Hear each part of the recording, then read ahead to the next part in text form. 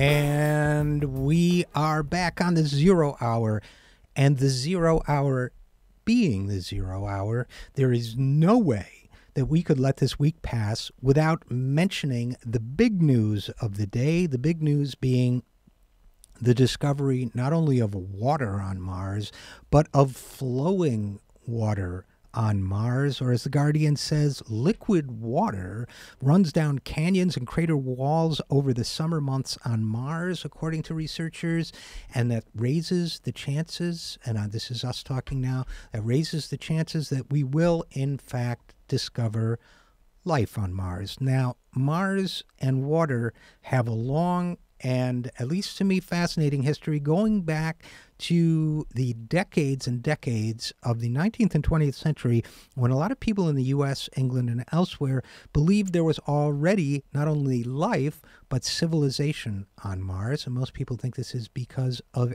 a translation problem, that they came to believe that as the astronomer Robert Lowell, among others, had observed what appeared to be channels where water had once flowed in ancient times.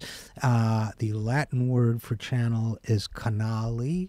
So the word got out that canals had been observed on Mars. Now, canals, of course, are human-made constructions. So that was widely taken to believe for a very long time that there were intelligent beings with canals and therefore presumably cities and everything else. So our whole science fiction trope about Martians and all that may in fact have come from a translation problem. But now we find that flowing water exists, which means that life may exist on Mars. Now, when they say life exists on Mars, they are not necessarily answering the question so ably posited by David Bowie, is there life on Mars? He presumably meant intelligent life.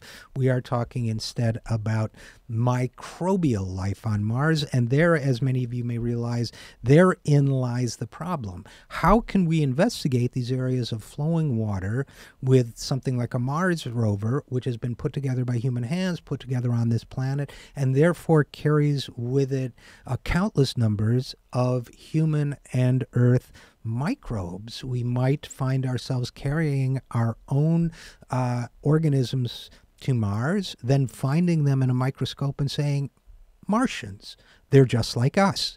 However, that would, of course, be a tragic scientific mistake. So NASA is out there trying to figure out how we can explore the universe without contaminating it, which one might argue will become one day a cultural problem as well. Will we take our greed? Will we take our war-like nature? Will we take our tendency to do bad things and contaminate the universe with that? And how will we examine Mars? The fact is NASA has placed rovers on Mars, and U.S. government institutions, if I may get ideological for a second, have discovered everything we know about Mars to date. But there is a strong billionaire Silicon Valley ideology that says that the private sector can do it better. And I suppose if you starve the government of funding and give it all to billionaires, they will indeed have resources that the government does not have. But the fact that the government did a good job putting people on the moon, doing a good job exploring Mars,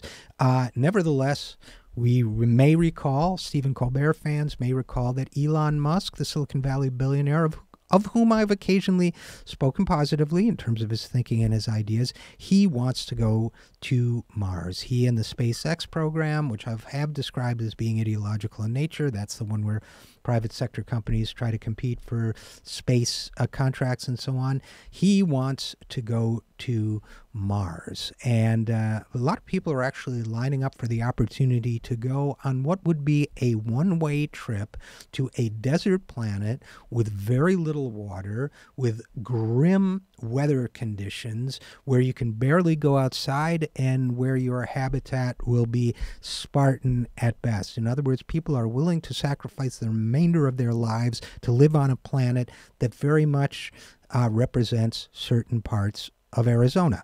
No knock on Arizona, which has great natural beauty as well, but it's just something to think about. Now, how would we take care of a lot of the problems of habitation on Mars? Well, Elon Musk's idea is we will drop thermonuclear weapons on the poles of Mars and radically change this. Now, to be fair to Mr. Musk, this is not a new idea. There was a whole field of science and physics in particular in the 1950s and 60s that really thought that the hydrogen bomb could be used in all sorts of interesting ways, including being exploded behind a spaceship in order to propel it into space and into the stars. But frankly, I'm not sure that the particular contamination that humanity wants to send into the cosmos is that of thermonuclear weapons and billionaire oligarchs ruling the rest of us. That's just my take on it. Nevertheless, I am thrilled and excited, as I hope you are too, about the discovery of flowing water on Mars. It is a big deal, and we will end there. I'm Richard RJ Eskow, and this is The Zero Hour.